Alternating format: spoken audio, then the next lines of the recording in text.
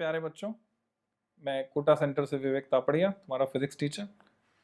Exam से पहले जिन बातों का ध्यान रखना है हमें और एग्जाम में जिन बातों का ध्यान रखना है वो थोड़ा समझते हुए काम आसान हो जाएगा हमारा पेपर का। तो ऐसे समझें कि इस साल भी पेपर जो है पिछले 2 वर्षों की भांति तुम्हें मिलने वाला है। यानी 2015 और 2016 में जो क्वेश्चन जिस तरह से पूछे गए हैं, पूरा एक्सपेक्टेशन है इस साल भी वो रिपीट होंगे।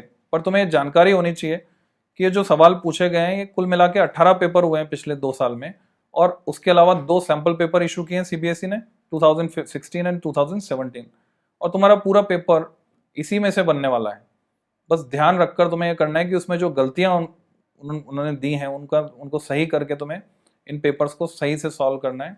पेपर सॉल्व करते वक्त ध्यान रखो कि उसकी जो इनडायरेक्टनेस है क्वेश्चंस की वो फील करो कि क्वेश्चन कहाँ कहाँ पर कैसे कैसे इनडायरेक्ट पूछे गए। जैसे कोई डिवाइस, तुम्हें नाम तो नहीं लिया जाएगा उसका, पर इनडायरेक्टली क्वेश्चन पूछा जाएगा। जैसे पूछेंगे इसका इनपुट वेवफॉर्म दे दिया, आउटपुट वेवफॉर्म दे दिया, अब तुम पहचानो कौन सा डिवाइस है। तो ट्रांसफॉर्मर हो सकता है, वो एसी जनरेटर हो सकता है, वो रेक्टिफायर हो सकता है, वो ट्रांजिस्टर एम्पलीफायर हो सकता है।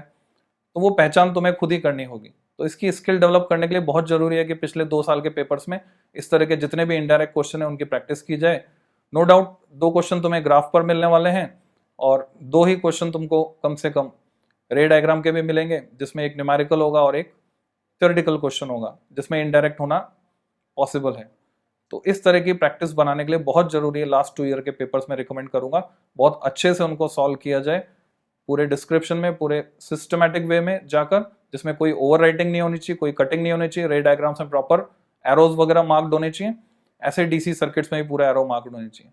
अब पेपर अटेम्प्ट करने की बात पे अगर हम आए तो अगर ये हमारा पेपर है, जैसे एलएन में बीपीटी तुम लोग अटेम्प्ट करते हो, तो ये हमारा पेपर है, तो इसमें तुम्हें सबसे पहले ढूंढ लेने हैं कि कौन से क्वेश्चंस में चॉइस है। चॉइस हमें मिलती है 5 नंबर वाले क्वेश्चन में, 3 नंबर वाले क्वेश्चन में, 2 नंबर वाले क्वेश्चन में। तो चॉइस वाले क्वेश्चंस को छांटकर सबसे पहले उन्हें अटेम्प्ट किया जाए, जिससे कि इसमें जो कॉन्फिडेंस बिल्टअप होगा, क्योंकि हमें चॉइस मिल रही है क्वेश्चन में, तो कॉन्फिडेंस ये पूरे पेपर में काम करेगा। इसी के साथ all the best, best of luck.